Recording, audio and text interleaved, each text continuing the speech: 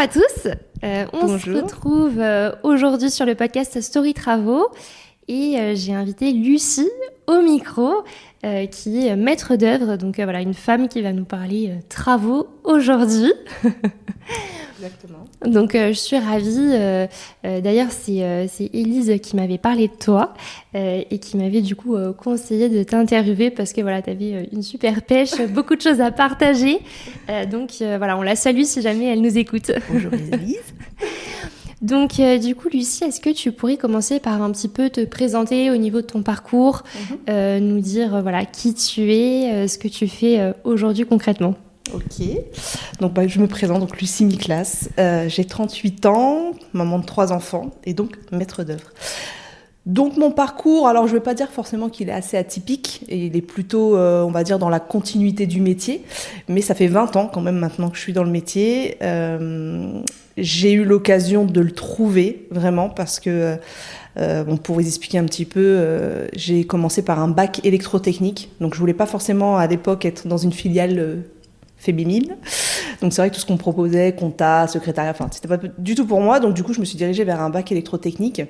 Et au moment fatidique où il fallait chercher le métier qu'on voulait faire, j'ai eu l'occasion lors d'une porte ouverte d'un lycée de rencontrer un enseignant qui m'expliquait en fait le bac plus de bâtiment, vers quel type de métier ça tendait.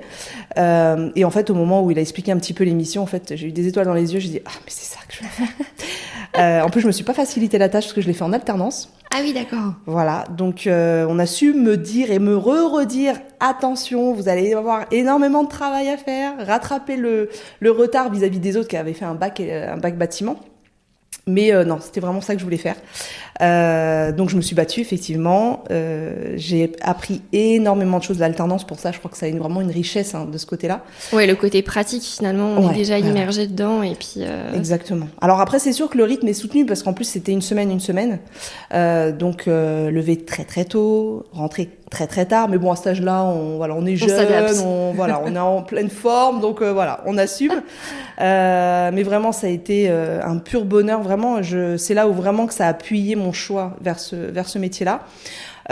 Donc j'ai obtenu mon diplôme, je suis rentrée en tant que conductrice principale auprès d'une grande multinationale, donc sur des grands chantiers vraiment d'envergure où on était du terrassement jusqu'à la livraison des clients, sur une prestation quand même assez haut de gamme, donc vraiment voilà, fallait vraiment que les choses soient propres, nickel, donc c'était un peu ce qui me caractérisait aussi, donc finalement ça m'allait très très bien. Donc t'as appris le sens du détail dès le début. Exactement, ouais, c'était vraiment forcément, quelque part, même au-delà du rythme, je pense que ce métier, c'est un point fort, en tout cas, c'est d'être vraiment dans le millimètre, entre guillemets, et c'est cette expérience-là, en tout cas, qui me l'a fait partager. Ensuite est venu, effectivement, le choix de devenir maman. Donc, c'est vrai qu'entre lever 5h du matin, rentrer 22h, avec un quotidien pour être maman, c'est pas forcément l'idéal, et c'était pas ce que je voulais non plus. Donc, j'ai fait le choix, effectivement, d'assurer les fonctions de maître d'œuvre et maître d'ouvrage auprès d'une grande collectivité territoriale. Donc j'avais en tout cas en charge la maintenance et l'entretien de bâtiments comme type collège, des bâtiments anciens. J'avais cette particularité par rapport à mes autres collègues et ça j'ai adoré. Gérer des châteaux, des musées. Ah génial. Ouais. Ça permet aussi de toucher à des techniques complètement différentes parce que bien évidemment il y a des choses qu'on ne peut pas faire. Avec effectivement tout ce qui tourne autour de ce métier, surtout dans l'ancien avec les ABF, donc les architectes des bâtiments de France. Donc voilà, donc effectivement tout ces compétences et ce panel en fait qui vient s'élargir entre gérer les marchés, donc être vraiment à la rédaction des marchés, ensuite gérer les travaux aussi derrière, etc.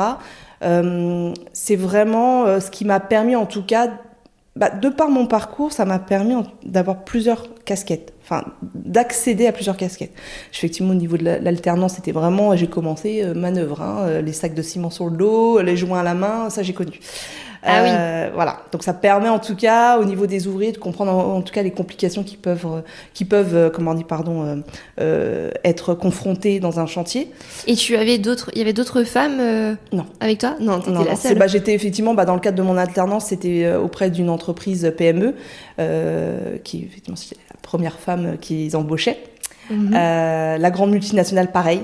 Quand j'ai fait mon entretien a priori, j'ai réussi à convaincre quand même, mais il m'a dit, écoutez, on fait un essai parce que vous serez la première femme que j'embauche dans mes équipes. Il appréhendait un petit peu, mais finalement, il n'a pas regretté, il a su me le redire. Donc vraiment, non, effectivement, j'ai eu ces étapes. Alors finalement, quand j'ai commencé dans ce métier, effectivement, il n'y avait pas beaucoup de femmes. Maintenant, je pense que ça vient petit à petit et on a certaines qualités et voire peut-être même des fois défauts qui peuvent devenir des qualités dans ce métier. Mais en tout cas, c'est vrai que tout au long de mon parcours, j'ai jamais eu l'occasion de regretter mon choix. Et puis en fait, est venu après 10 ans de loyaux services auprès de cette collectivité territoriale. J'avais ce besoin de me retrouver avec mes valeurs du métier. J'étais confrontée à des choses qui n'étaient pas forcément pour moi correctes. Et il était hors de question pour moi de revivre l'ère grégaire, hein, on suit le troupeau, n'est-ce pas? Donc je me suis dit, qu'est-ce que je pourrais faire? Parce que c'est vrai que c'est jamais évident hein, quand on quitte surtout la fonction publique. Et c'est là, en toute honnêteté, que je me suis rendu compte qu'on était un petit peu enfermés. On nous laissait pas forcément trop le choix de faire, d'avoir un autre parcours ou d'avoir d'autres besoins, en tout cas dans le cadre d'un métier.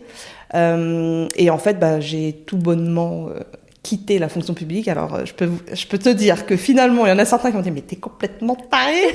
Comment tu peux quitter la fonction publique? Tu perds tous tes avantages. » Ouais, c'est ce que j'allais dire. Il y a un certain nombre d'avantages sur lesquels tu as dû faire une croix, du coup, pour te lancer dans complètement autre chose. Mais après, quand on est animé aussi, on a envie de découvrir de nouvelles choses, faire un nouveau parcours aussi, c'est ce qui nous anime avec l'entrepreneuriat finalement. Ouais, complètement. C'est quitter son confort pour aller découvrir autre chose et vivre un peu de manière passionnelle, on va dire. Ouais, complètement.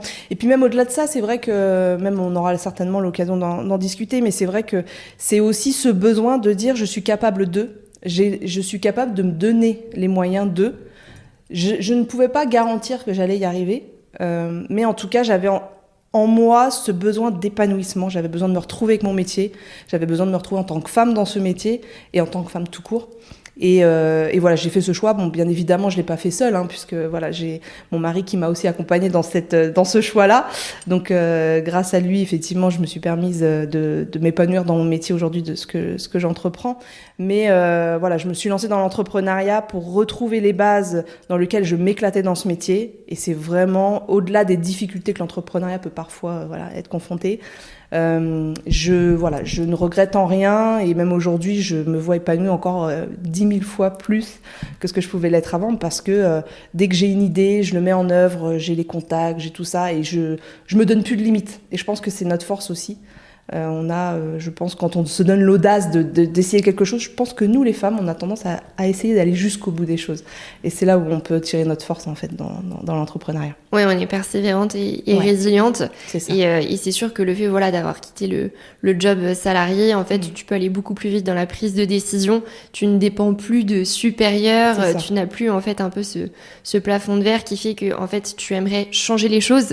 Mais finalement, la structure fait que ça ne peut pas aller aussi vite que ce que tu le souhaiterais, alors que quand tu es à ton compte, ça peut aller beaucoup plus vite. Complètement. Donc c'est ça, on va dire, le gros avantage quand même de l'entrepreneuriat. Et puis finalement, même au-delà de ça, c'est vrai que dans le monde du salariat, faut pas croire que finalement on est tous, entre guillemets, confrontés à du salariat pur et dur, c'est-à-dire on te dit de faire quelque chose, tu le fais. Moi, j'ai en tout cas cette notion en moi qui me dit, et c'est même à travers l'image que je dégage au niveau de mes chantiers, c'est dire je crée une équipe. Dans n'importe quel moment, domaine, sur mes chantiers, je crée une équipe. C'est-à-dire j'ai besoin du client qui soit réactif dans les prises de décision, les paiements. J'ai besoin de l'entreprise qui soit réactive dans ses travaux, etc. Et moi, on va dire que je suis la personne qui montre un petit peu le chemin. Dans le salariat, c'est pareil. Moi, j'estime qu'on a tous notre rôle dans les tâches qui peuvent nous être incombées. Moi, c'est ce que je disais, en tout cas quand j'étais dans le salariat, j'avais très bien l'opportunité de discuter avec la secrétaire qui m'apportait des éléments qu'elle avait la possibilité d'avoir par téléphone, qui étaient primordial dans les tâches que je pouvais faire. Et finalement, c'est là où j'ai été contrainte de constater que dans le salariat, je ne mets pas tout le monde dans le même panier, bien évidemment, c'est de se dire, finalement, c'est dommage qu'ils ne prennent pas la force de chacun et qu'on puisse travailler en cohésion. Oui. C'est ça qui m'a un peu peinée et qui effectivement m'a permis de faire ce choix en disant soit tu restes derrière le bureau et tu fais comme tout le monde, ou soit à un moment donné tu prends ta vie en main et puis tu essayes de prendre des bonnes décisions pour t'épanouir dans un métier. Et tu suis ta route. Et exactement. Du coup, alors concrètement, qu'est-ce que tu fais aujourd'hui ? Alors, Donc ça fait 4 ans que je me suis lancée dans l'entrepreneuriat, donc en tant que maître d'œuvre. Donc j'accompagne les professionnels et les particuliers dans tout type de projet. Alors je dis tout type, pourquoi ? Parce que justement, comme tu l'as entendu, c'est que finalement j'ai quand même touché pas mal de secteurs entre le privé et le public. Donc je sais par exemple réagir sur des établissements recevant du public, sur les normes incendie, sur tout ça, pour le côté professionnel. Et effectivement le côté particulier où j'adore en tout cas mettre cette proximité de l'humain en fait dans le projet. Bien que je pense que c'est un petit peu le chemin de tous dans le cadre de ce bâtiment-là, de ce domaine-là, pardon, mais c'est vrai que j'aime sourire, j'aime confronter les gens et changer ce stress en réflexion, etc. C'est très rare que vous allez me voir certainement sur un chantier énervé, au bout de souffle ou quoi que ce soit, parce que j'estime qu'on a tous à apporter quelque chose. Et voilà, donc j'accompagne vraiment sur des projets d'extension, de construction neuve, ossature bois. Alors c'est pareil, comme je suis une adepte d'apprentissage, je me laisse toujours ouverte à d'autres solutions techniques, etc. Donc ça me permet aussi, de par mes clients, de leur proposer en fonction de leur situation budgétaire, etc., des solutions différentes. Donc voilà. Et en parallèle, j'ai créé une seconde structure de formation pour les femmes au pilotage de chantier. Voilà, c'est une deuxième aventure où effectivement j'ai été aussi moi contrainte à un moment donné que les gens puissent me dire arrête Lucie de toujours vouloir aider les autres, à un moment donné pense à toi. Ouais, mais en fait finalement sur toutes mes actions j'avais ce besoin d'aider l'autre. En fait typiquement ma vraie nature revenait au galop comme on dit. Donc de transmettre tes connaissances, tout ce que tu as appris. Et puis permettre aux femmes de s'épanouir dans ce métier en tant que tel. Enfin, moi je trouve qu'avec toutes les casquettes qu'on peut assumer, on a ce droit de nous épanouir dans un métier. Alors je veux pas dire malheureusement parce que c'est un grand mot, mais finalement j'ai commencé à faire des petites actions parce que justement j'ai vu toutes ces écoles émergentes d'architectes d'intérieur qui donnaient cette chance à des femmes à toucher à des métiers. Donc ça je trouve ça top. Sauf que finalement j'ai constaté qu'on les laissait un petit peu seules sur les chantiers. Et c'est là le pas blesse, parce que finalement, une fois qu'on a mis le pas dedans, pour reculer, c'est très compliqué. Parce que le côté finalement pilotage de chantier, suivi maîtrise d'œuvre, il n'y a pas forcément d'études à proprement parler vraiment spécifiques sur le métier de maître d'œuvre. Enfin, je ne sais pas si tu as un diplôme maître d'œuvre qui existe ou si c'est plus effectivement la pratique, les connaissances accumulées qui font que tu le deviens. C'est ça, exactement. En fait, il faut savoir que maître d'œuvre, c'est une fonction, c'est pas un métier. Donc, ça n'existe pas le diplôme de maître d'œuvre. Effectivement, ça s'appuie souvent sur une expérience.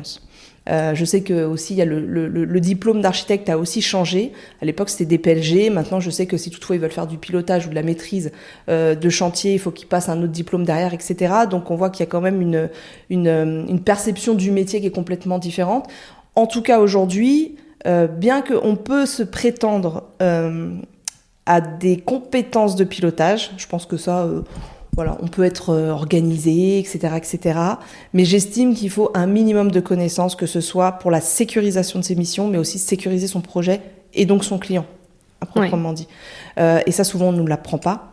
Typiquement, de faire un cahier des charges, ça paraît bête, mais à partir du moment où il est pointilleux, il est détaillé et qu'il y a également des clauses qui permettent de dire s'il y a un problème, c'est ce sur quoi on va se focaliser, finalement, c'est des choses qui sont primordiales et qui, pour moi, sont réellement nécessaires quand on veut commencer à faire du pilotage de chantier. Voilà. Parce que, du coup, la fonction maître d'œuvre, elle consiste en quoi exactement si on prend, tu vois, un projet immobilier, en quoi ça consiste du début jusqu'à la fin, on va dire, de l'investissement du projet.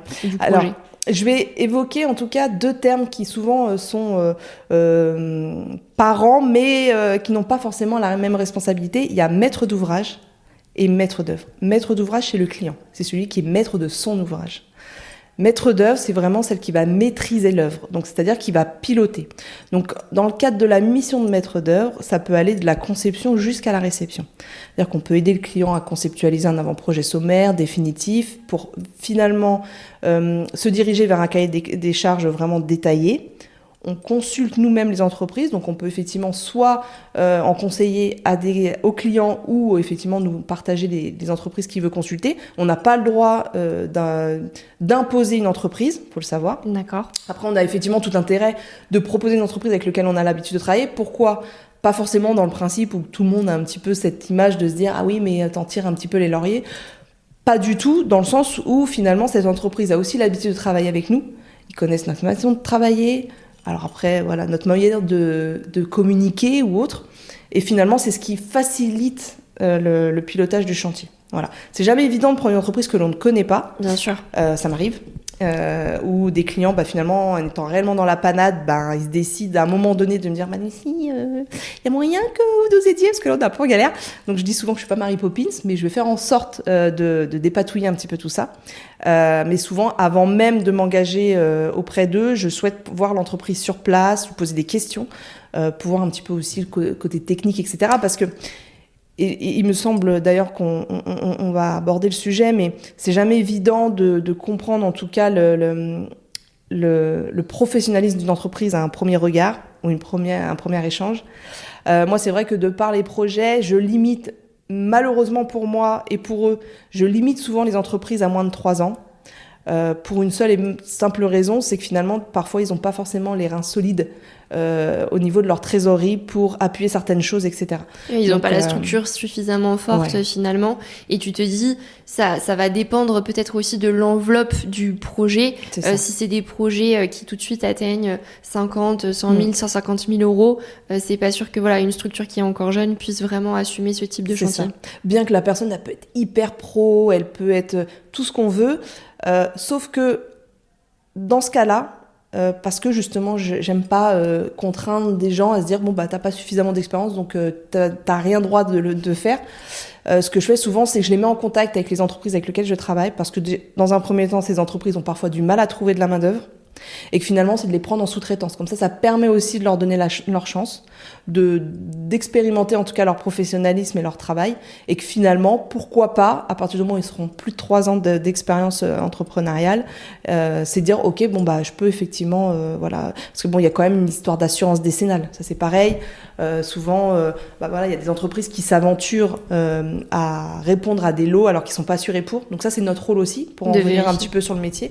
Notre rôle aussi, c'est effectivement à partir du moment où on consulte des entreprises dans le cadre du chiffrage, donc on analyse au niveau tarifaire, de voir au niveau de l'assurance décennale s'il est bien assuré pour les corps d'état chiffrés, de faire une analyse, parce que l'idée de ça aussi, c'est que le client, en gros, il dit « moi, j'y connais rien, c'est vous le maître de l'œuvre ». Et finalement, c'est de lui dire, après cette analyse, ok, voilà l'entreprise A, voilà l'entreprise B, voilà les avantages, inconvénients, etc. Moi, je vous conseille c'est vous qui faites le choix. Et à partir de là, quand le client fait le choix de prendre une entreprise, il signe le devis et nous, après, on passe au suivi de travaux. Voilà, sur les visites de chantier, les comptes rendus, la réception avec un PV de réception. Et oui, ça, c'est petit conseil. Même si toutefois, vous êtes client et que vous faites appel à une entreprise en direct, premier conseil que je peux vous donner, signez sur le devis selon la norme AFNOR P03001. C'est une norme sur laquelle, effectivement, tout le domaine du bâtiment est lié. C'est une norme avec quelques clauses, par exemple, mettre une base sur des pénalités de retard, des choses comme ça. D'accord. Et ça permet d'asseoir, en tout cas, quand il y a des problématiques, ces clauses pour les utiliser. En fait, c'est une norme qui est liée vraiment à la réalisation plus du devis. Enfin, c'est pas une norme technique, je veux dire. C'est une norme... on n'est pas sur du DTU, des choses comme ça, exactement. On est plus lié à un marché, on va dire, entre un signataire et effectivement un intervenant. D'accord. Donc en fait, alors faut savoir, et les entreprises certaines qui ne connaissent pas cette norme AFNOR peuvent prendre peur, mais expliquez-leur que cette norme est aussi pour le client, mais aussi pour l'entreprise. Parce que si le client, lui, ne respecte pas son engagement vis-à-vis de l'entreprise, elle peut, se retourner auprès du client vis-à-vis de cette norme-là. D'accord. Donc ça, c'est le premier conseil. Et le deuxième conseil, c'est vraiment faites un PV de réception. Quel qu'il soit, vous regardez sur Internet, vous mettez PV de réception, à partir du moment où il y a le numéro du devis, les travaux en question, les choses comme ça, avec effectivement des remarques, si toutefois il y a des observations liées à cette réception, c'est ce qui va acter le démarrage de votre garantie décennale. Donc c'est-à-dire que si toutefois vous faites pas cette réception, qu'il se passe la moindre chose, en fait, vous ne pourrez pas faire agir l'assurance auprès de l'entreprise. Parce que l'assurance, c'est ce qu'elle va vous demander. Elle demande un PV de réception, Exactement. Parce que ça acte, en fait, la date, entre guillemets, de fin de chantier. Donc, c'est à partir de cette date que démarre la décennale. Si toutefois, il n'y a pas ce PV de réception, en fait, on ne peut pas admettre que les travaux sont terminés. Donc, l'assurance ne peut rien faire. Donc, ça, il faut vraiment porter attention à ça. D'accord. Donc, du coup, le mieux, c'est de faire un PV de réception, en gros, imprimé, qu'on signe de manière, par exemple, manuscrite, plus qu'un mail, finalement. Oui, c'est mieux. Ça permet d'avoir un suivi aussi. Mais il faut vraiment acter toutes les données sur ce PV. Le nom de l'entreprise, le nom de la personne qui était présent, la date, l'heure. Vous pouvez mettre le numéro du devis, les travaux en question. Et parce que vous pouvez très bien faire un PV de réception partiel sur des gros travaux. Vous devez emménager. Finalement, vous allez réceptionner peut-être 2 pièces parce qu'il est en retard et du coup, les autres pièces sont en retard. Donc finalement, vous dites, bon, on va faire un PV de réception partiel. Comme ça permet aussi d'acter que ces pièces-là, il n'y a plus de soucis. Même l'entreprise, quelque part, ça le sécurise aussi. Parce que parfois, c'est ça, quand il n'y a pas de réception, l'entreprise, elle est tranquille, tout est nickel, etc. Et après, il y a des coups de porte, des impacts sur le mur. Donc lui, il rebelote. Donc finalement, ça le sécurise lui aussi. Donc l'entreprise peut être amenée à demander de faire une réception partielle. Mais c'est vraiment une phase qui est hyper importante. Vraiment. Faut pas... Ouais, il faut pas la négliger, c'est hyper utile. Et puis c'est vrai que au niveau des assurances, on le sait bien, bien sûr les assurances assurent, mais elles vont toujours aussi chercher un petit peu les petits détails qui font qu'elles peuvent dégager leurs responsabilités. Exactement. Donc autant faire les choses bien dès le début, être carré et du coup voilà, le PV de réception c'est effectivement une très bonne astuce à noter et à mettre en pratique. Exactement, à noter.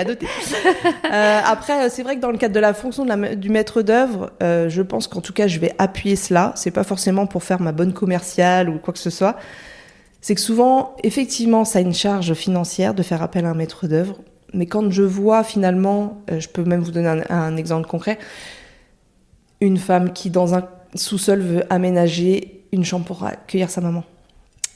La cliente fait appel à l'entreprise directement et un vrai devis de 50 000 €. C'était une connaissance, elle me dit, écoute Lucie, est-ce que tu peux jeter un œil et me dire, pas de souci. Finalement, elle dit, écoute, te prends pas la tête, je prends tes services, parce que finalement, je me sens pas capable de gérer tout ça, pas de souci.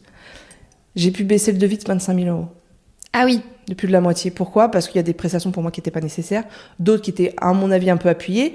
J'ai trouvé un compromis aussi avec l'entreprise, parce que parfois, de par la difficulté aussi du chantier, s'il n'y a pas toutefois l'ensemble des éléments rassemblés, parfois, lui, il est un peu dans des hypothèses qui peut aussi, lui coûter. Donc, parfois, il trouve un contron. Mais de toutes les manières, là où je voulais en venir, c'est que finalement, quand on pense qu'un maître d'œuvre peut forcément avoir une charge financière, quand on voit les économies, où on voit le temps gagné, l'énergie dedans, et finalement, je lui ai coûté 0. Parce que je lui ai fait économiser plus de la moitié, même si elle m'a payé un petit peu plus, je lui ai fait énormément gagner. Donc c'est ça aussi, c'est que le maître d'œuvre a vraiment une responsabilité d'accompagner le client, que ce soit au niveau technique, financier, mais aussi de lui permettre de se sécuriser dans le cadre de son projet. Parce que du coup, effectivement, tu accompagnes les clients dès le début, à partir du moment en fait où il faut, rechercher les entreprises, établir un devis. Toi, tu vas aussi jouer sur le côté optimisation du devis et optimisation des coûts. Tout à fait. Donc, effectivement, ça prend tout son sens.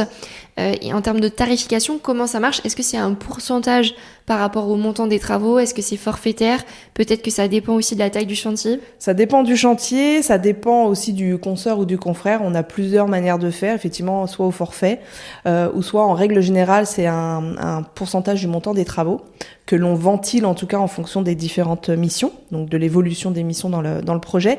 Donc on va dire, quand vous êtes par exemple sur un simple suivi, on est aux alentours de 5% du montant des travaux. Donc nous, notre job, parce que c'est la question souvent qui me vient auprès de mes clients, c'est de dire oui, mais qu'est-ce qui nous permet de savoir que les honoraires que vous allez nous proposer dans un premier temps seront bien en relation avec le montant des travaux qu'on va signer. Donc nous, notre job justement, c'est qu'en fonction des besoins du client, on puisse déjà préestimer les travaux, l'enveloppe budgétaire. C'est primordial parce qu'effectivement, on n'est pas là pour dire les travaux vont compter 10 000 et que finalement ils vont en coûter 50. C'est pas l'objectif.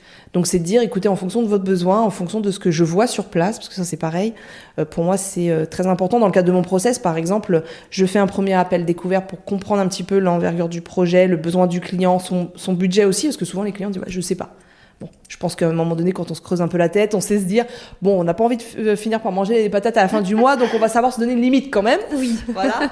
Donc finalement, je suis dans cette démarche de les aider à la réflexion. Et puis à partir de ce moment-là, c'est dire, ok, moi je me déplace, comme ça me permet aussi là par contre techniquement de savoir si votre besoin ou votre idée que vous avez en tête est réalisable techniquement. Et à partir de ce moment-là, ça me permet dans un premier temps de préestimer en tout cas l'enveloppe du projet. Et à partir de cette enveloppe-là, je calcule mes honoraires. Alors évidemment que on peut être amené à créer un avenant à nos honoraires parce qu'effectivement, on va faire une préestimation, je sais pas, mettons de travaux de 30 ou 40 000, mais que finalement, de par les choix du client et qui, voilà, il se donne un petit peu plus de confort, de choix un peu plus aisés, etc. Des matériaux plus des matériaux peut-être un peu plus haut de gamme. Exactement, ou ce genre de choses. Tout à fait. Bien évidemment que le budget vient à augmenter et finalement, nos honoraires aussi, dans ce cadre, augmentent.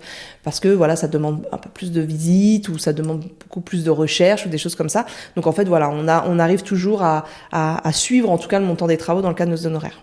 Voilà. D'accord. Et parce que, on le sait, la rénovation a toujours son petit lot d'imprévus. Alors, ça dépend des chantiers, mais comment ça se passe dans ce cas-là? Quand il y a un imprévu, une augmentation de budget, du coup, ça suit aussi son cours avec le pourcentage qui est prévu pour rémunérer le maître d'œuvre, ça va avec. C'est ça. Alors après, on peut effectivement, moi, c'est pas mon genre, je suis pas, à 1000, 2000, 3000 euros près. Puis surtout quand je sais que les gens, justement, de par cette complication, ça leur engendre un supplément, je suis jamais regardante. J'essaye toujours de trouver un compromis ou voilà, on essaye parce que je suis pas là pour assassiner les clients, c'est pas de leur fait, c'est pas de leur faute ni de la mienne. Donc à un moment donné, on est dans la communication et dans la proximité humaine, donc on trouve un compromis. Mais c'est vrai que c'est jamais évident et tout bonnement, il y a pas si longtemps que ça, une grosse rénovation d'une maison ancienne sur Colombes et les clients en fait, on s'aperçoit que le plancher en bois est prêt à tomber en gros. Donc stop, on arrête tout. Donc dans les démarches, effectivement, on est là aussi pour conseiller le client en disant ok, on a une problématique, voilà ce qu'on va faire. Dans un premier temps, faire appel à un BE, étudier les différentes solutions. BE, juste, pardon, j'explique, c'est un bureau d'études, du coup. C'est ça, bureau d'études structure, oui. Voilà, qui va venir finalement évaluer la portée des dégâts, ce qu'il faut faire comme travaux finalement pour renforcer la structure, etc. Exactement, faire une descente de charge, un mode de calcul qui va permettre en tout cas de concentrer la solution la plus pertinente, bien que nous, en tant que maître d'œuvre, on a aussi le regard sur ce rapport-là. Moi, il s'avère qu'effectivement, j'ai des bureaux d'études autour de moi et je suis toujours dans la communication et dans l'analyse de leur rapport parce que finalement, dans l'échange, parce que je suis amenée à connaître un peu mieux la maison, en tout cas la structure, le projet en tant que tel, et j'ai tendance parfois à leur soumettre des idées pour soit minimiser le côté financier ou technique aussi, parce que des fois, ils sont pas forcément là pour optimiser, enfin, il y en a bien sûr, qui sont consciencieux, mais... Ils optimisent pas forcément le côté coût. Voilà. Eux, ils vont penser à une solution, mais effectivement, le fait d'en discuter ensemble avec toi, avec potentiellement les artisans, ça permet de trouver aussi des solutions communes qui conviennent à tout le monde, tant sur l'aspect structurel que l'aspect budget et faisabilité, quoi. Ouais, tout à fait. Donc à travers cela, vient après le chiffrage. Évidemment, donc moi je suis encore là en appui auprès des clients pour que auprès de l'entreprise on puisse chiffrer la solution transmise. Et puis du coup de par cette problématique là, donc là on a eu tout un renforcement de structure avec un poteau béton. Enfin moi je vous passe les détails, mais ah oui, je connais un petit peu oui, sujet. C'est vrai. T'as eu affaire à ça, c'est ça? Ouais, alors pas avec un poteau béton. Nous on était partis, je sais plus, c'était tu vois, en poteau en métal, mais bon effectivement on a eu pas mal d'imprévus aussi sur les planchers, charpentes et tout ça. Donc je connais un petit peu le sujet. Après, tu sais, souvent les gens prennent peur justement à cause de ça en disant oui, mais on sait jamais les imprévus. Justement, là avec le client, après j'ai réfléchi avec eux en disant est-ce que vous pouvez répondre financièrement à cette solution? Oui, non. Oui, mais ok, pas de souci. On va réfléchir à ce sur quoi on va pouvoir faire des concessions. Réfléchir peut-être à changer un matériau ou peut-être même se dire on va faire un minimum pour que finalement vous pourriez prétendre à ces prestations plus tard. Mais là typiquement, moi en tout cas j'étais en mesure de leur dire si vous faites pas ces travaux, j'arrête ma mission. Parce que là, moi, c'est ce que je leur dis. Moi, il est hors de question qu'on m'appelle 6 mois après pour me dire que le plancher est tombé. Il y avait des enfants, etc. C'était en plus ces chambres à coucher. Donc, je dis, moi, hors de question. Donc, j'ai vraiment été un appui pour eux, pour vraiment leur faire prendre conscience aussi de la complication. Parce que pour eux, c'était, non, vous mettez une planche en bois, c'est bon, ça passe. Pas du tout. Non, pas du tout. Pas du tout. C'est sûr que je pense que l'aspect structurel, les gens ne se rendent pas forcément compte de la portée. Ils ont toujours un peu le regard économique et coût en tête. Mais quand il se passe un drame, C'est là qu'au final, on finit par se dire, en fait, le côté financier, on s'en fiche un peu. Ce qui compte surtout, c'est le côté structurel, c'est la sécurité des personnes qui vivent sous ce toit, etc. Mais c'est vrai qu'au tout début, je pense qu'ils regardent surtout l'aspect financier parce que voilà, ils n'ont pas forcément conscience de l'impact, et toi forcément en tant que maître d'œuvre tu sais les conséquences qu'il peut y avoir derrière. D'ailleurs par rapport à ça justement, c'est quoi un peu les responsabilités du maître d'œuvre sur un chantier? Elle est autant, alors peut-être pas autant, j'exagère un peu, mais en tout cas elle est on va dire du même ordre que celle de l'entreprise, parce que nous on est sachant.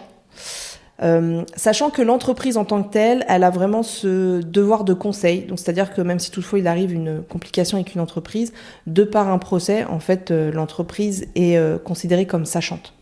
Donc, c'est-à-dire, c'est à elle de dire attention, quand on va déposer un sol, peut-être qu'on peut avoir ça, donc attention, etc. Donc, effectivement, nous, dans notre rôle de vérification, de conseil, on est dans le même cas.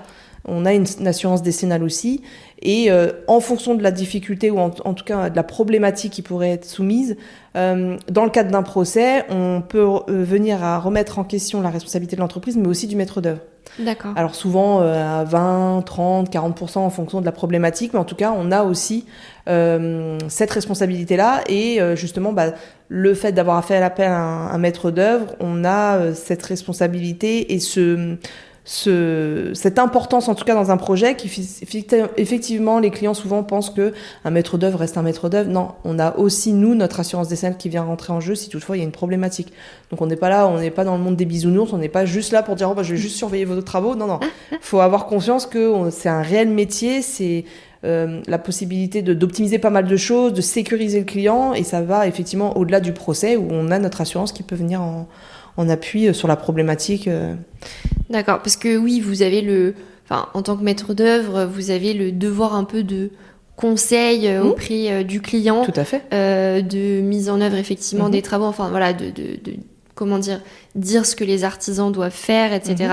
Et donc, vous avez cette part de responsabilité, même si le client a toujours malgré tout sa part de responsabilité, parce que ça reste son bâtiment, sa maison, son appartement. Tout à fait. Mais effectivement, la responsabilité du coup est réduite s'il y a la présence d'un maître d'œuvre, parce que typiquement un client qui passe directement en direct avec une entreprise travaux, tu vois, en termes de responsabilité, je me rends pas compte parce qu'il n'y a pas de maître d'œuvre du coup qui est, on va dire, dans le projet. Donc à ce moment-là, est-ce que effectivement la part de responsabilité du client elle est plus importante si t'as pas de maître d'œuvre au milieu? Bien sûr, finalement c'est le client qui porte sur son dos la responsabilité de par exemple faire en sorte que l'entreprise qui va venir exécuter toutes les choses qui sont dans l'environnement du projet soient bien maîtrisées. Alors je vous dis par exemple dans un bâtiment, c'est au client de s'assurer au niveau copro si les travaux sont pris en compte, s'il a le droit, pas mal de choses comme ça, et finalement c'est vraiment le client qui porte toute cette responsabilité-là, hormis la partie technique, parce que comme je le disais tout à l'heure, c'est l'entreprise qui est considérée comme sachant. Donc finalement, lui, il a plus la responsabilité, c'est-à-dire que même dans un procès, si toutefois il y a un litige avec une entreprise, sa responsabilité peut être mise en cause parce qu'on peut juger que finalement, de par l'intervention de l'entreprise, il n'a pas joué son rôle en tant que maître d'ouvrage. C'est-à-dire que de se dire, vous n'avez pas sécurisé l'intervention de l'entreprise, vous lui avez demandé des travaux alors que ça n'était pas réalisable. Donc en fait, on peut pas se reporter sur lui en fait, parce que lui, c'est pas ça qu'il maîtrise. Lui, il maîtrise la technique, il maîtrise pas l'environnement entre guillemets. Oui, c'est le client qui est décisionnaire, et quand finalement on met en place un projet, un chantier, on fait appel à une entreprise travaux pour qu'elle soit exécutante, et c'est pas la tête pensante du projet. Donc c'est pour ça qu'on peut pas effectivement lui affecter cette responsabilité-là. Complètement. Même sur des exemples concrets, un particulier qui met par exemple 26 000 € dans le remplacement des fenêtres pour lui prétendre à une catégorie au-dessus de ce qu'il a pu avoir en diagnostic. Donc l'entreprise, on lui demande 26 000 € de travaux de changement de fenêtre, et il dit pas de problème. Sauf que finalement, il a eu une complication, c'est qu'il n'avait pas fait de déclaration préalable auprès de la mairie, donc la mairie, elle a toqué à sa porte. Donc il s'est reporté justement sur la responsabilité de l'entreprise, et en fait, non. c'est lui qui a été responsable, donc c'est lui qui l'a un peu dans le baba, parce que justement c'est lui qui était de sa responsabilité de se renseigner, de faire les choses en bonne et due forme, de faire l'administratif, qui effectivement, dans le cadre d'un maître d'œuvre, on lui aurait signalé, on aurait pris en charge certaines démarches administratives, comme la déclaration par exemple, justement pour faire en sorte que ces travaux soient réalisés dans les bonnes, dans les bonnes conditions, voilà.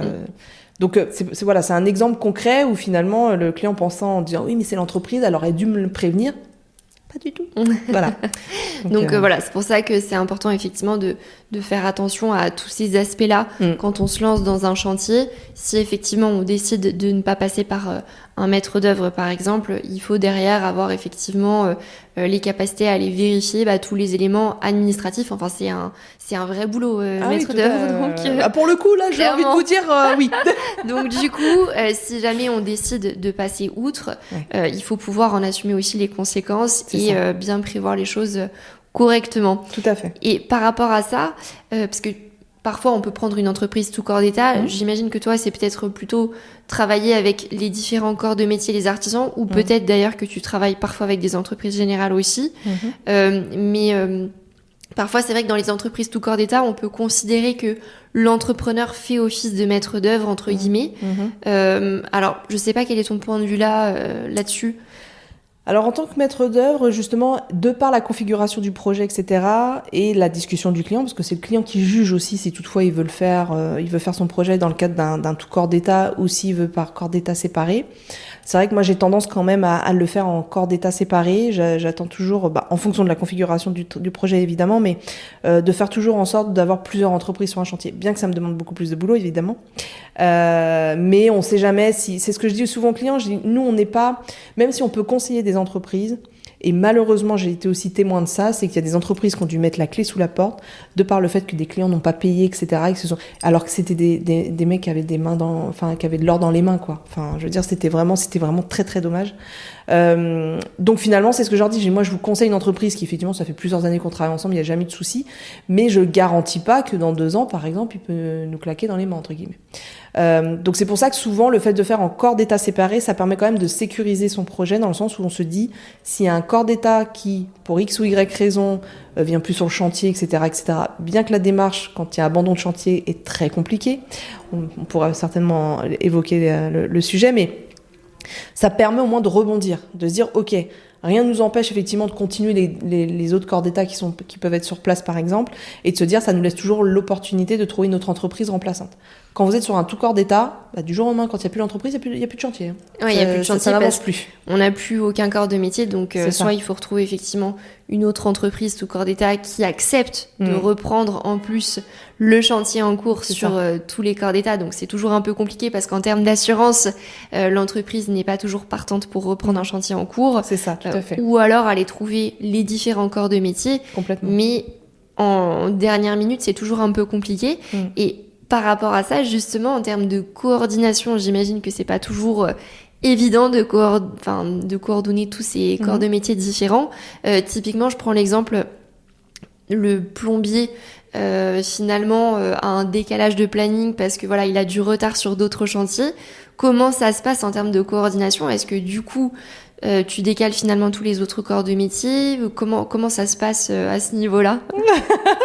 Alors effectivement, dans un premier temps, notre job aussi est d'optimiser pas mal de choses, justement pour éviter ces complications. Alors, hormis effectivement l'entrepreneur qui serait amené à nous expliquer qu'il a des retards sur d'autres chantiers, bien que c'est pas forcément notre problème, c'est que nous, notre job aussi, c'est de faire en sorte, par exemple, que l'entreprise puisse avoir l'ensemble des matériaux choisis, etc., en amont, pour que lui puisse faire la commande des matériaux, en prenant en compte effectivement, parfois, quand on est sur la période de juillet-août, par exemple, ou de Noël, ou à ce moment-là, quand on fait une commande, faut pas s'attendre à l'avoir demain.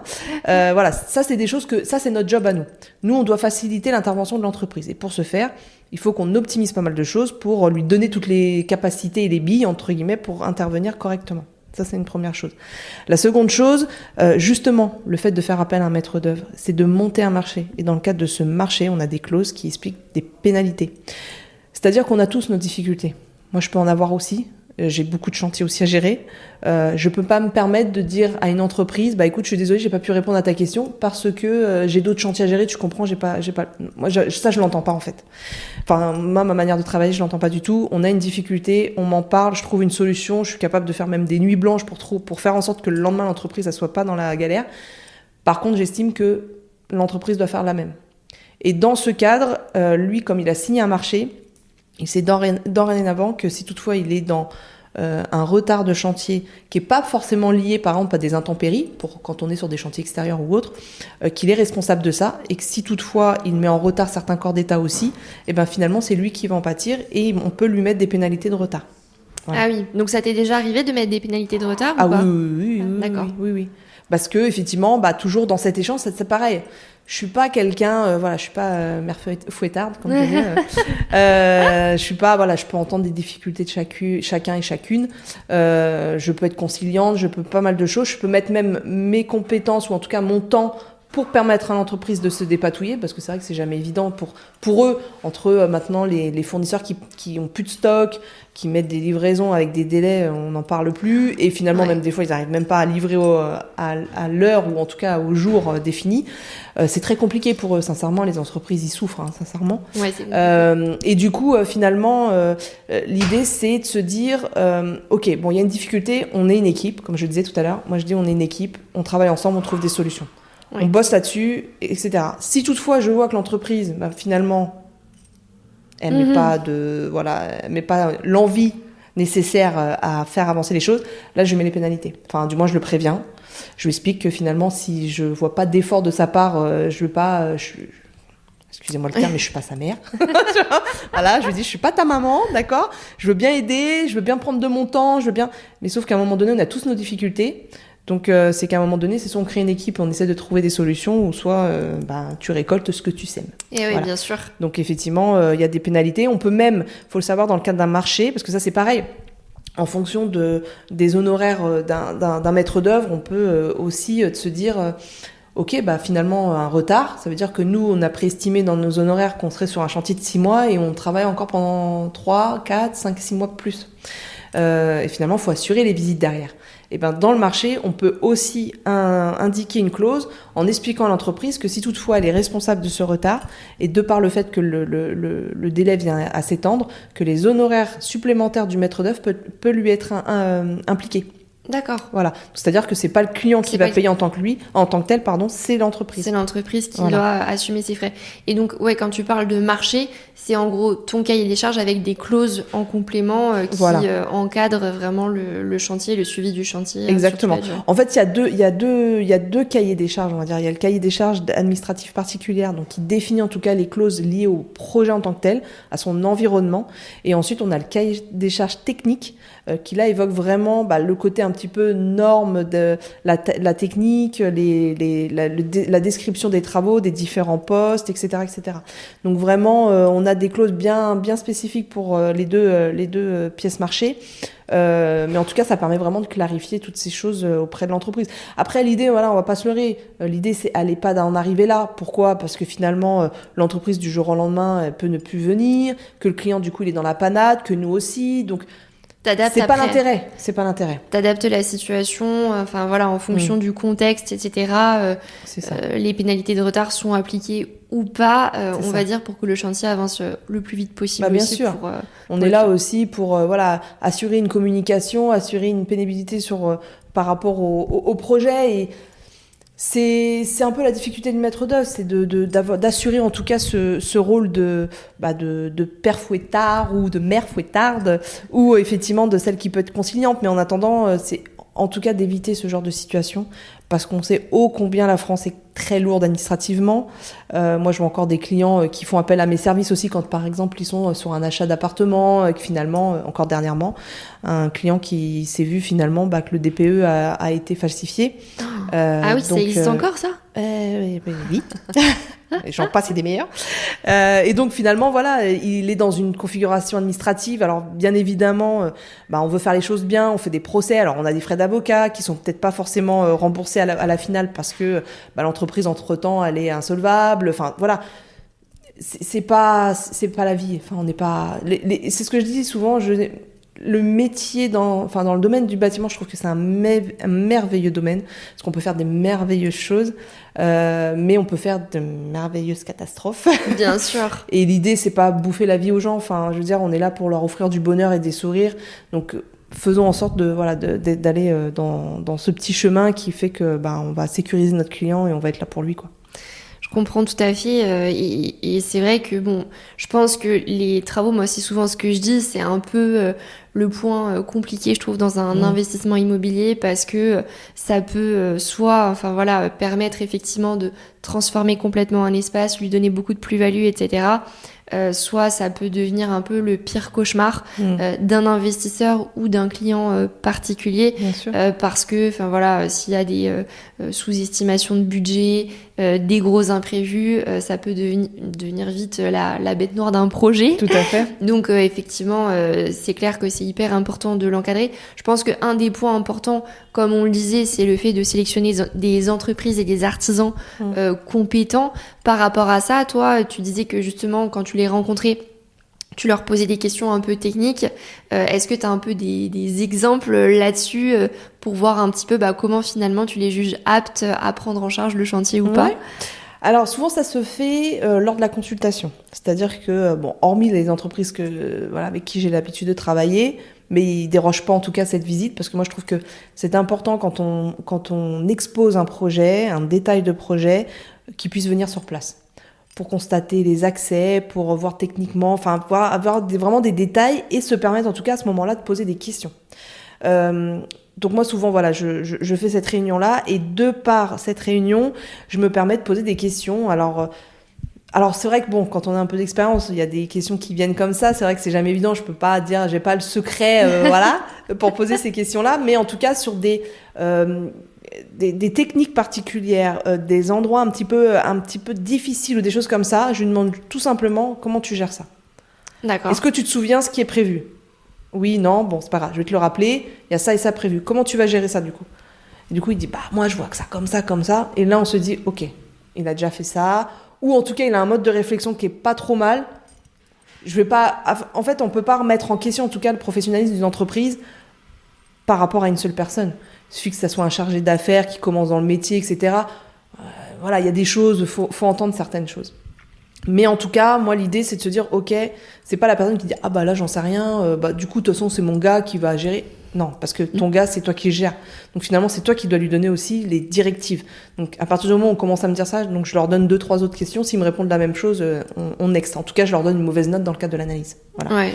Mais en tout cas, c'est vraiment important. Parce que justement, hormis le côté un peu technique, parce que bien évidemment, dans le métier du bâtiment, on en apprend tous les jours, même moi encore aujourd'hui. C'est ce que souvent je dis aussi à mes apprenantes de formation. Je dis, sachez-le, il n'y a pas de recette miracle. La seule chose, c'est d'être sur le chantier et vous en allez apprendre tous les jours. Moi encore aujourd'hui, il y a des ouvriers, quand je les vois faire, c'est une autre technique ou une autre manière de faire. Je leur pose des questions. Mais comment tu gères ? Ah oui, d'accord, je comprends. Là, la dernière fois, j'ai vu ça comme ça. Mais là, ça a l'air d'être plus pratique. Et en fait, on apprend au fur et à mesure. Et je pense que finalement, les questions viennent d'elles-mêmes parce que vous avez constaté certaines choses, vous avez compris certaines difficultés et finalement, quand vous avez posé la question, vous savez d'ores et déjà la réponse. Encore faut-il qu'il la donne. C'est ça. Donc finalement, pour sélectionner les artisans compétents, il faut vérifier ce qu'on s'était dit en début d'épisode, c'est-à-dire tout le côté assurance décennale, ancienneté aussi de la société, et puis après voir en direct avec les personnes si on sent qu'elles sont à l'aise sur les sujets, si elles ont des solutions à proposer, que techniquement elles ont l'air compétentes aussi. Typiquement, c'est vrai que moi il y a un point qui me vient en tête, mais quand on parle à un artisan, parfois il y a des manières de faire, notamment dans les DTU, on voit des évolutions quand même sur certaines manières de faire au niveau par exemple de la rénovation énergétique, c'est un peu le sujet du moment. Bien sûr. Et c'est vrai que quand il y a un artisan qui répond, en fait, moi je fais de telle manière depuis 30 ans, c'est là qu'on peut se poser un peu des questions, parce que ça veut dire que c'est quelqu'un qui n'évolue pas du tout dans ses manières de faire. Et donc, typiquement, ça peut être un point d'alerte en se disant, ok, cet artisan, certes, il est peut-être compétent, mais a priori, il n'évolue pas du tout dans sa manière de procéder. Donc, potentiellement, il n'est pas du tout, finalement... alerte des dernières méthodes, de ce qui se fait aujourd'hui, parce que c'est vrai que plus on évolue, plus les matériaux évoluent aussi, donc on est obligé de faire évoluer sa manière de rénover finalement, complètement, si je peux dire ça comme ça. Non, mais totalement. Après, c'est vrai que ça m'est arrivé, hein, justement, alors je vais pas faire ma féministe de première, mais d'être confrontée à dire oui, mais bon, j'ai compris le message, t'es une fille, t'es une femme, je pense pas que tu vas m'apprendre mon métier, ça fait 30 ans que je le fais comme ça, etc. Pas de souci. Moi, souvent, j'ai tendance à avoir cette manière de faire où je mets la balle dans son camp, et de le bousculer un petit peu, et que finalement, on en vient même à en rigoler, parce qu'il me dit, t'es quand même maligne. Parce que finalement, justement, on les met face à cette complication en disant, ok, soit t'es intelligent, soit tu l'es pas. Bon, vis-à-vis de ce que je vois là, c'est que t'as l'air d'être quelqu'un de très intelligent, alors écoute, on va réfléchir ensemble. Moi, aujourd'hui, le client a un besoin. On a exprimé. C'est comme toi, t'achètes une maison, ou même des fois, je donne des exemples de foot.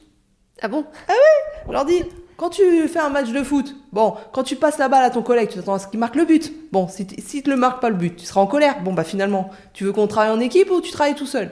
Bon, souvent, ça les fait rire. Mais en attendant, c'est des exemples concrets qui leur permettent d'acter en tout cas une situation. Et leur dire, je dis pas que tu fais pas bien, je ne critique en rien ta manière de faire, c'est juste que notre rôle, c'est de mettre en place une technique et toi de l'exécuter. On peut très bien entendre ton retour d'expérience. Moi, ça peut m'arriver que parfois, on va effectivement décrire une technique ou un matériau et puis qu'il y a une entreprise qui a l'habitude de mettre ce type de matériau en disant « Attention, Lucie, tu vois, là, dans ce cas-là, là, on va avoir cette problématique. J'ai eu ce cas-là dans un chantier. Ça vaut peut-être le coup de le préparer, le support différemment, etc. » Pas de souci. Ça me paraît logique. Moi, j'étudie après derrière ça ce qui vient de m'évoquer, et si j'estime qu'effectivement ça peut être une bonne solution, j'adapte.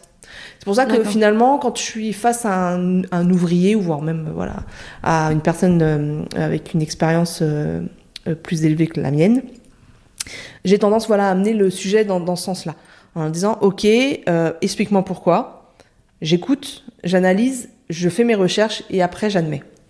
Si toutefois la technique qu'il a évoquée est la bonne, ou où je dis ok, on teste. Des fois ça m'arrive aussi sur des chantiers, je dis écoute, je connais pas, j'ai fait des recherches, a priori l'une ou l'autre convient, écoute, c'est quoi, on va essayer ta technique.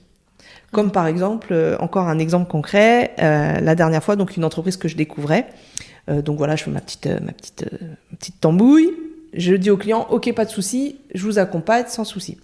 Avec l'entreprise, ça se passe très bien, et au final, au rez-de-chaussée, donc ils refont le faux plafond, et il y avait un bac à douche extra plat, donc effectivement le siphon venait à être ancré dans le sol, et je les vois faire le faux plafond, mais je vois pas le siphon. Et puis à un moment donné, je leur dis, juste comme ça, j'ai à mon avis, il va peut-être falloir se pencher avant de faire le faux plafond à mettre le siphon pour le raccordement aux ovanes, etc. Ok. Non, vous inquiétez pas, on sait ce qu'on a à faire, etc. Vous êtes sûr? Ok, je vous laisse faire. J'avais ce besoin de les laisser faire pour qu'ils puissent entendre que ce que je leur avais dit n'était pas forcément des conneries, et que finalement ça a appuyé mon expertise derrière, en disant que oui, on sait, Lucie, quand tu nous dis quelque chose, on va y réfléchir à 2 fois. J'ai rien eu besoin de faire d'autre. C'est un peu comme, je prétends pas à ce que toutes les personnes qui font des travaux, quoi que ce soit, sont à la hauteur des enfants ou qu'il faut qu'on doit éduquer. Pas du tout. C'est que finalement, je pars du principe que comme parfois je peux prendre des choix, faire des erreurs et en prendre des leçons. Moi, l'idée, c'est qu'ils en prennent leurs propres leçons. Et dire aussi, moi, je peux me tromper. Des fois, je peux leur dire des choses et je me suis trompée. Ok, pas de souci, j'assume. Je vais faire en sorte de vous sortir de cette panade parce que c'est moi qui vous l'ai mise. Ouais. Et visiblement, pour moi, c'est la même chose dans l'autre sens. Donc, c'est pour ça que j'ai tendance parfois... Alors, ça, pour moi, c'était rattrapable, bien que ça leur demandait à eux, par contre, de casser à un moment donné le faux plafond. C'est dans leurs frais, moi. C'est ça. Voilà. Une fois que de toute façon, tout est acté, s'ils ont mal fait, ils n'ont pas pensé au siphon, c'est à eux. Voilà, donc c'est eux qui sont perdants, finalement. Bien sûr. Mais en tout cas, j'ai eu cette nécessité de leur prouver que si j'étais là, c'était pas juste pour faire acte de présence, que finalement, j'étais aussi là pour les aider et optimiser pas mal de choses pour éviter qu'ils aient besoin de refaire. Et voilà, et ça sert aussi à ça, un maître d'œuvre. C'est vraiment de créer... ce travail logique et vraiment simple, parce que finalement le bâtiment, ça reste simple en soi. On a tendance à croire que c'est compliqué, mais non, ça reste simple à partir du moment où on a une logique. Bien sûr. Après, tout dépend du contexte, tout dépend des gens avec qui on travaille. Et j'ai envie de dire, tout ça, c'est lié du coup aussi au suivi du chantier, parce que typiquement, le fait que tu coordonnes ces différents corps de métier, que tu te rendes sur le chantier, etc. Est-ce que tu as des outils spécifiques que tu utilises pour la planification, le suivi, les comptes rendus aux clients, etc. Complètement. Alors, mes amis, je dis mes amis parce que j'en ai fait un réel partenaire, j'ai adoré et j'adore toujours leur application. Ça s'appelle Archireport. Je leur fais vraiment... D'accord. Alors, je veux pas dire pub parce que non, pas du tout. C'est parce que j'ai été cliente en première déjà à cette application-là, qui est une application pour faire des comptes rendus parce que je cherchais vraiment une manière de me faire gagner du temps aussi, que ça soit concis parce qu'on sait combien que les entreprises et voire même les clients des fois ne lisent pas les comptes rendus et que parfois ça peut faire une petite lumière, dire ah oui ça j'avais oublié. C'est très pratique, ça fait un gain de temps. On peut en fait en plus introduire le planning du chantier qui permet justement, de par le pointage des observations sur place, de pointer également le planning. Donc en un seul compte rendu, on a toutes les infos. On peut faire des photos, on peut matérialiser la remarque sur un plan. Alors c'est toujours bien quand on a une remarque sur par exemple un mur avec une tache de peinture ou des choses comme ça. Quand on dit dans telle pièce faut reprendre le mur, ouais mais lequel? Finalement c'est matérialisé. On peut faire avec cette application des PV de réception. Mais tout est interactif, c'est-à-dire que je sors du chantier, ça y est, le rapport il est envoyé.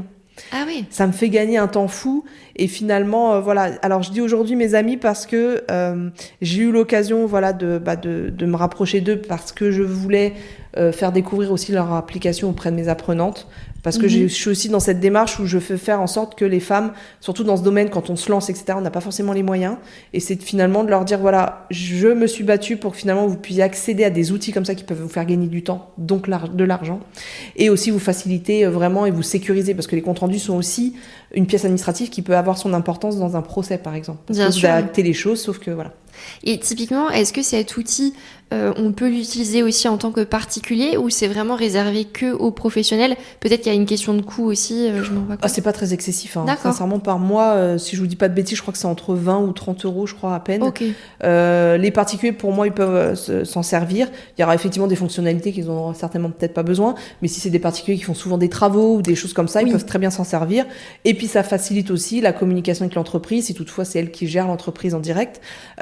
Mais vraiment, et puis j'ai eu l'occasion de rencontrer l'équipe à travers des salons et même en direct, également le fondateur de cette application qui était à la base un particulier, qui était face à des travaux, etc., qui a eu des complications. Il s'est dit non mais il y en a marre, faut faire quelque chose.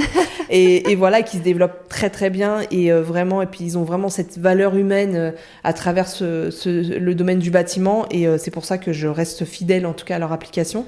Donc ça sert pour le côté rapport de chantier, tout à fait, mais aussi planification du coup. Enfin, je veux dire, au début tu peux aussi planifier tes corps de métier. Complètement. Alors de toute manière, dans un projet, finalement, nous on a aussi ce rôle quand on fait un marché de planifier, on va dire, dans ces grosses lignes, le planning du chantier. C'est l'entreprise qui doit normalement, à partir du moment où vous allez faire un planning détaillé, une fois que le marché est signé, qui doit acter ce planning-là. Pour vraiment acter, dire ok, on se met d'accord sur ce planning, on fait comme ça, il n'y a pas de souci, à partir de l'OS de démarrage, à partir du moment où on démarre le chantier. Et de ce fait, cette application permet en fait de reprendre ce planning-là et de l'introduire dans le compte-rendu pour finalement tirer un planning, c'est-à-dire qu'après chaque jour de notre visite de chantier, on arrive à tirer un planning pour savoir si on est en retard ou si on est en avance ou quoi que ce soit. Donc ça permet justement dans ce cadre de acter dans le même compte rendu en fait le planning de chantier directement. Ok, donc, hyper intéressant. Qu'est-ce que je peux vous partager? Il y a une autre application aussi que je viens tout juste d'utiliser, pareil, que j'ai eu l'occasion même au départ de travailler sur un travail un peu collaboratif, puisque c'est une application pour réaliser des CCTP. D'accord. Parce que ça, je sais que c'est combien compliqué pour certaines et certains de réaliser des cahiers des charges techniques. Donc c'est une application qui est venue réellement se développer là dernièrement avec des investisseurs qui sont dans le domaine, qui partagent effectivement leurs ressources et que finalement cette application permet à un professionnel ou voire même à un particulier, alors peut-être plus un professionnel, bien qu'ils ont quand même développé pas mal de fonctionnalités, parce qu'au départ c'était on incluait en tout cas nos propres clauses et ça nous faisait gagner du temps sur la rédaction du CTP. On récupérait les clauses qu'on avait d'ores et déjà rédigées. Mais maintenant, vraiment, ils ont développé ou ils ont déjà des bases de données sur des types de rénovation basiques, etc. On a juste à aller chercher les bons articles. Donc vraiment, ça fait un gain de temps. Ça permet aux professionnels, en tout cas, si toutefois ils ont un peu des lacunes sur la rédaction des CCTP, de pouvoir en rédiger quelques-uns. Et pareil, ils sont partenaires dans le cadre de ma formation pour apporter justement cette possibilité, bien que moi je forme aussi à la rédaction du CCTP et je donne une base de travail, mais en tout cas cette application aide dans la rédaction de ces cahiers des charges. Et c'est quoi comme application? Calm, pardon. Calm, alors c'est écrit K-A-L-M. Ok, d'accord. Voilà. Okay. Donc c'est 2 associés qui travaillent dessus, entre autres avec Vincent avec lequel je travaille. Mais voilà, donc c'est une application qui pourrait aider effectivement les gens qui nous écoutent. Voilà. Ok, bon bah très bien, ça fait des bons outils à utiliser et ça peut faciliter clairement la vie quand voilà, on fait des chantiers de rénovation et surtout quand on en fait plusieurs. C'est ça.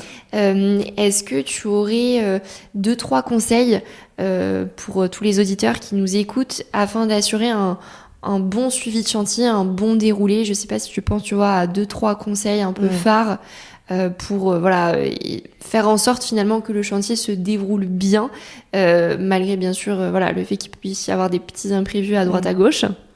Alors, je veux contextualiser en tout cas mes propos, parce qu'aujourd'hui, je défends quand même un petit peu les entreprises, parce que justement, ils sont confrontés, surtout quand ils sont face à des particuliers, à énormément de complications. Ce qui est normal, c'est ce que je dis souvent en particulier, je dis c'est normal, vous êtes inquiets, vous demandez beaucoup de choses, etc. Sauf que les entreprises aujourd'hui n'ont pas suffisamment d'énergie pour juste répondre aux clients au téléphone pour lui dire mais pourquoi il y a le clou qui est là et pas là-bas, etc., etc. C'est ce qui fatigue l'entreprise. Aujourd'hui, même moi je suis témoin des entreprises qui ne veulent plus travailler avec des particuliers à cause de ça. Ça demande trop d'énergie déjà. On sait que les travaux, c'est un domaine qui n'est pas forcément le plus reposant. Et finalement, c'est vrai, quand on est dans l'accompagnement avec le client, on se dit, voilà, on sait ce qu'on a à faire, etc. On n'est pas là forcément pour faire l'assistante sociale, c'est ce qu'ils me disent souvent. Ils disent, moi, je suis fatiguée, je préfère refuser des projets auprès des particuliers et me concentrer sur d'autres choses qui me facilitent un peu plus la tâche, de par le fait de travailler avec des architectes, des maîtres d'œuvre ou autres. Mais finalement, ils arrêtent. Et je trouve que c'est dommage parce que finalement, même nous, en tant que maîtres d'œuvre, on a du mal après à trouver des entreprises pour travailler auprès de projets de particuliers. Et c'est ça aussi souvent où j'explique aux clients, c'est qu'aujourd'hui, alors moi j'ai ma manière de travailler, donc finalement quand les entreprises, je fais appel à eux pour dire est-ce que ça te conviendrait de répondre à ce projet-là, ils me disent Lucie, pas de souci, parce que c'est toi. Ils me le disent souvent, ils disent parce que c'est toi, parce que tu nous facilites la tâche, parce qu'on aime travailler aussi avec toi, etc. Tu n'aurais pas été là, je n'aurais pas répondu. Parce que c'est trop énergivore pour eux. Donc finalement, j'en viens au niveau des conseils, que ce soit au niveau des particuliers auprès des entreprises, ou voire même des professionnels quand ils sont face à des entreprises, ça vaut pour les deux. Assurez cette communication. Faites en sorte de vous dire, ok, l'entreprise n'est pas là que pour vous, il a d'autres projets. Ne faites pas en sorte de le fatiguer parce qu'il peut très bien, à un moment donné, c'est lui. Faut en avoir conscience, hein, l'entreprise, c'est lui qui a la main mise sur votre projet. Du jour au lendemain, s'il vient pas, c'est vous qui êtes dans la panade, c'est pas lui. Et il pourra très bien se dire, bon, je reviens dans 3 semaines. Vous n'avez rien le droit de dire parce que finalement, même de par l'administratif, vous pourrez rien faire. Donc, assurez en tout cas une communication fluide, nos prises de tête, d'assurer pendant les visites d'avoir les questions. À part si elles sont urgentes, évidemment, c'est de l'appeler pour dire, voilà, il y a une urgence, il y a une fuite, il y a quelque chose, etc. Mais quand c'est des petites questions qui n'ont pas forcément d'importance, attendez la réunion de chantier pour les poser. Ça, c'est la première chose. La seconde chose, je l'ai évoqué tout à l'heure, c'est effectivement quand on signe les devis, de bien noter la norme AFNOR. Comme je le disais, c'est forcément expliqué à l'entreprise, parce que parfois, il y en a qui prennent peur. Hein. Il y a des entreprises qui disent « Non, mais c'est quoi ça? Non, moi, hors de question, vous marquez ça. » Non, mais t'as pas compris. La norme AFNOR est aussi dans ton intérêt, parce que ça te sécurise toi aussi. Donc ça, c'est aussi le conseil que je peux donner quand on signe un devis. De faire le PV de réception. Ça, c'est primordial aussi en fin de chantier. Et pour ce qui est du suivi de chantier, vraiment, c'est de faire en sorte, comme on l'a évoqué tout à l'heure, optimiser pas mal de choses, ne pas attendre que l'entreprise dise faut faire les choix de matériaux pour les faire. Faut faire en sorte que le projet soit ficelé. Ça, c'est vraiment primordial. L'entreprise, elle est là pour exécuter. Alors, c'est pas dénigrant ce que je veux dire, mais elle est là pour exécuter, pas forcément pour réfléchir. Elle doit concentrer son énergie sur l'exécution des travaux. Donc finalement, c'est d'optimiser son projet, faire en sorte qu'il soit bien ficelé, s'il a tous les éléments, de se poser les bonnes questions. Je veux ça, est-ce que ça paraît fluide? Voire même, je pourrais même dire dans le conseil, et c'est parfois ce que je donne en conseil autour de moi, c'est de dire, faire en sorte que le projet soit lu par quelqu'un d'extérieur. Ah oui. Qui se pose des questions. Ouais, mais j'ai pas compris pourquoi tu fais ça comme ça. Si lui, il a pas la réponse, et forcément l'entreprise ne l'aura pas. Donc ça vous permet en tout cas de bien détailler ces choses-là. D'ailleurs, c'est pour ça que j'ai créé aussi un service d'accompagnement à distance pour accompagner, entre autres, encore un exemple, une jeune femme d'une 20aine d'années, alors trop forte, premier investissement, elle achète un immeuble direct. Ah oui, ok. Donc 20 ans, jeune femme, pas d'expérience dans le bâtiment, etc.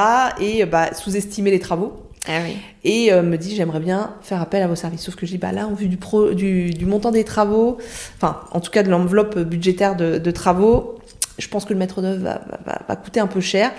Je peux vous proposer un accompagnement, et finalement ça a été bénéfique pour elle parce que ça lui a permis vraiment de l'accompagner tout au long du projet, parce j'ai défini bien des phases spécifiques où je réfléchis avec elle, je lui donne les bonnes stratégies, les bonnes réflexions, et que si toutefois il y a des complications sur le chantier, elle a la possibilité de me contacter. Donc en fait même elle a dit voilà, effectivement bon il y a eu des aléas etc, elle a appris, mais finalement elle est beaucoup plus sereine parce qu'elle savait qu'elle avait un expert sur qui compter. Oui, elle pouvait effectivement faire appel à quelqu'un qui a de l'expérience, qui a les compétences, qui pouvait répondre à ses questions et la rassurer. Elle n'était pas toute seule dans sa barque en train de naviguer. C'est ça. Et puis optimiser son temps quelque part, parce que des gens, finalement, comme je dis, c'est souvent sur le terrain qu'on apprend. On fait une erreur, on apprend, il n'y a pas de souci.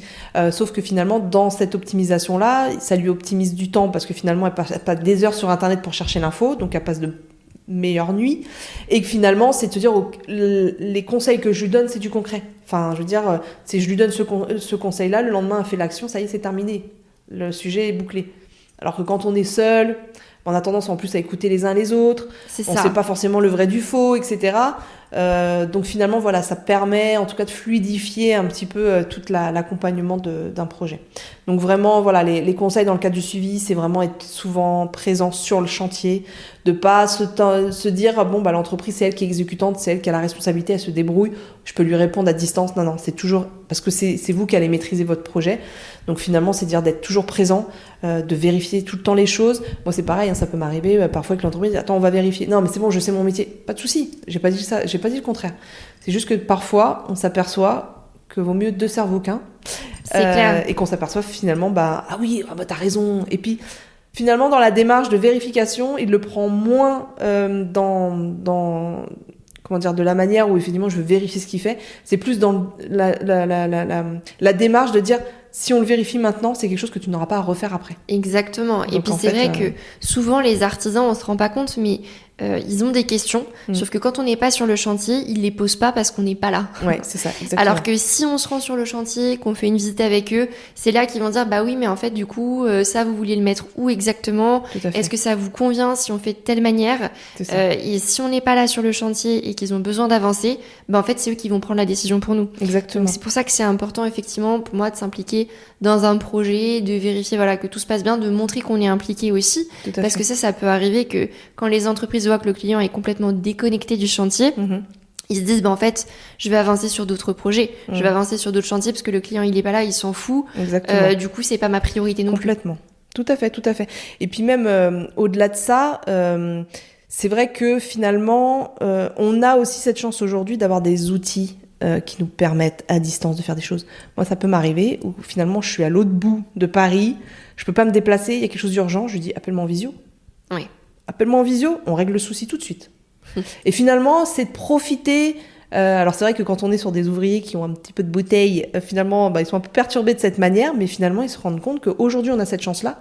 Profitons des outils et en tout cas de la technologie pour justement répondre à un besoin qu'on peut avoir. Et effectivement, sur des problématiques où il a juste à montrer, j'ai ok, c'est pas là, c'est là, hop, ça y est, c'est réglé.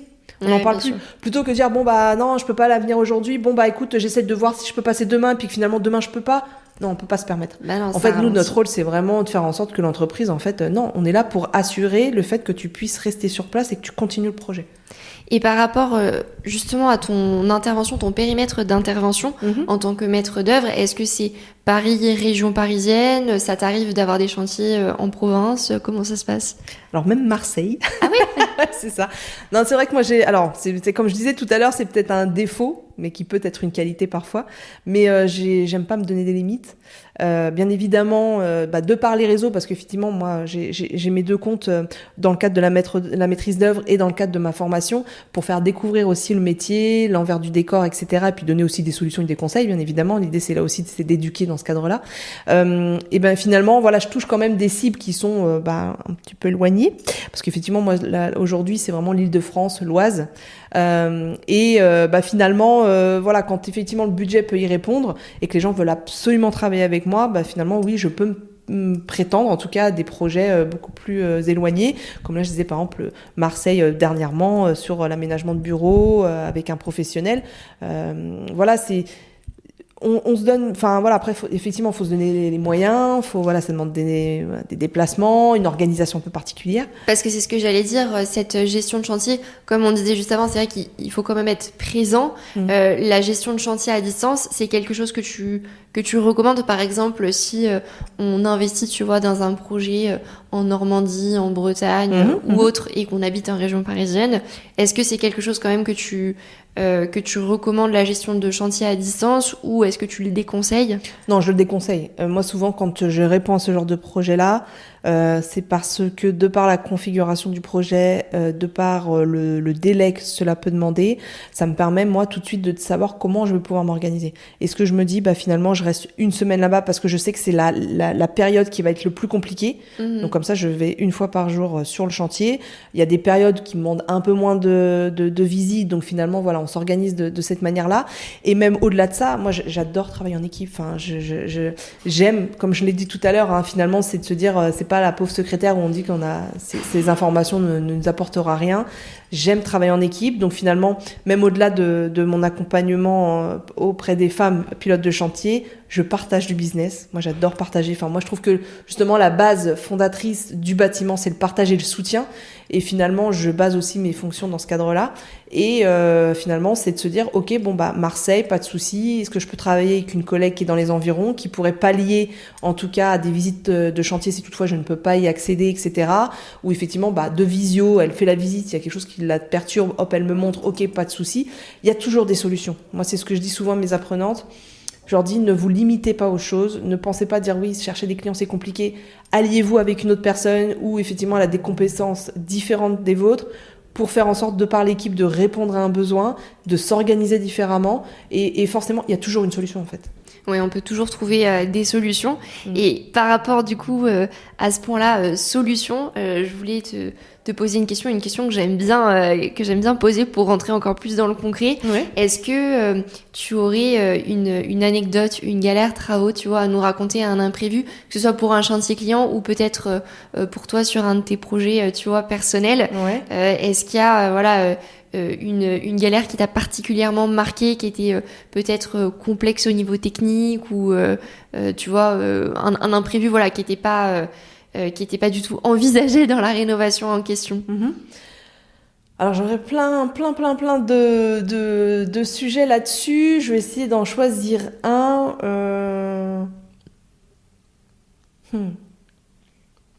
Typiquement, celui qui a été le plus compliqué humainement et techniquement aussi, c'est le sujet que j'ai évoqué tout à l'heure, donc des particuliers avec le renforcement structurel, parce que en plus c'était des gens qui n'étaient pas forcément là, qui étaient souvent en déplacement, enfin il y avait énormément de difficultés à gérer, de par les prises de décision qui étaient souvent prenaient un peu de délai parce que justement ils étaient un peu pris de par leur métier, etc.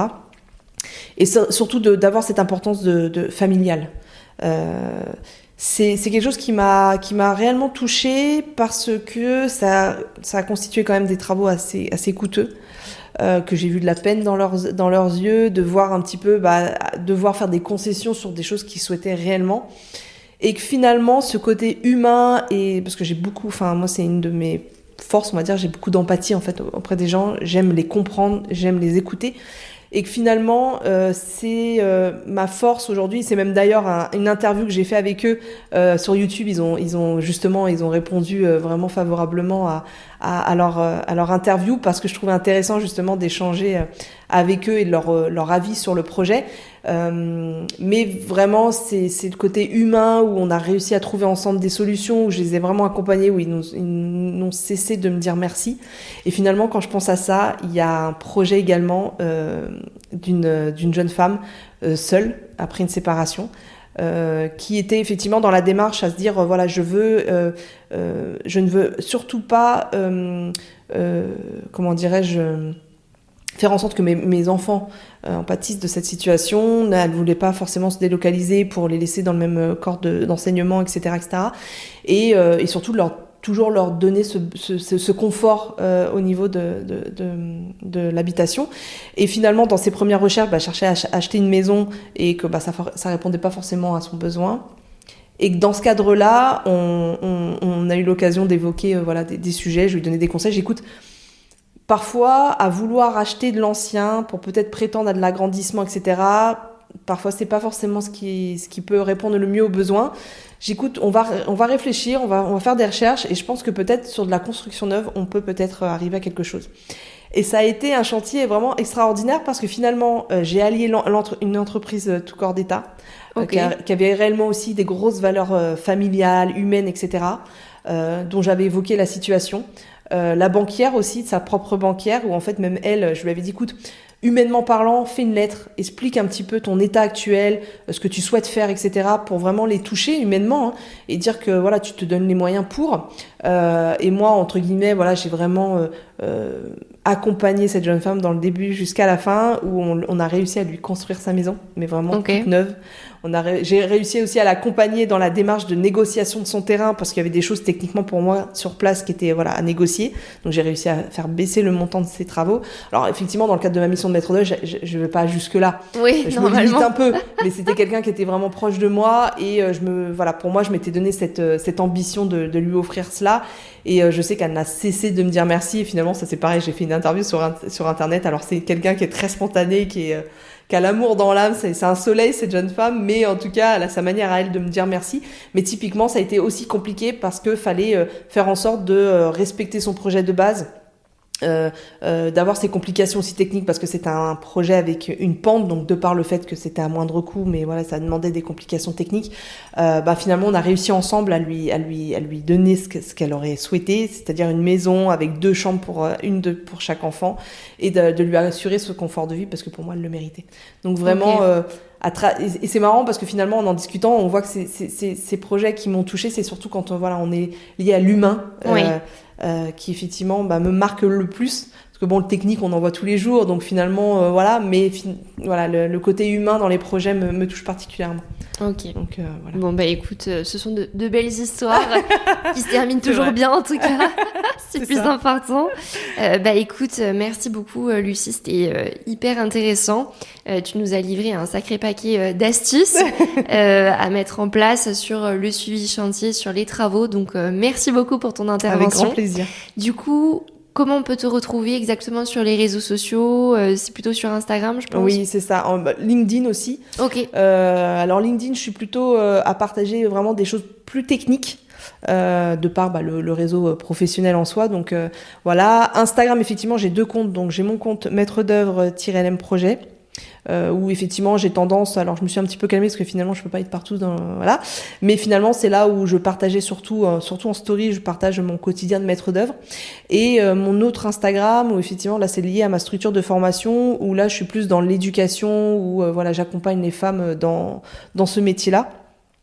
Et j'ai un site internet pareil qui expose un petit peu mes différents services et je suis aussi intervenante dans pas mal d'événements, entre autres le prochain là au mois de juin qui est sur l'Archi Week en province. Donc en fait finalement ça va me permettre en tout cas d'être en tant que conférencière et d'expliquer pas mal de choses liées au chantier bien évidemment. Mais voilà. Et ton site internet du coup c'est lmprojet. lmprojet aussi. .com, voilà. Ok, bon de toute façon c'est des éléments que je mettrai dans la newsletter pour que les gens puissent te retrouver facilement et puis aller voir ce que tu proposes comme contenu. En tout cas, merci beaucoup Lucie et puis je te dis à bientôt. Merci de ton écoute et de ton accueil en tout cas. Et on espère d'avoir permis de répondre peut-être à des questions de ta communauté. En tout cas, sûrement. Je reste ouverte à toute question en message privé. Il n'y a pas de souci, je répondrai avec volontiers. C'est noté. Merci beaucoup. Merci.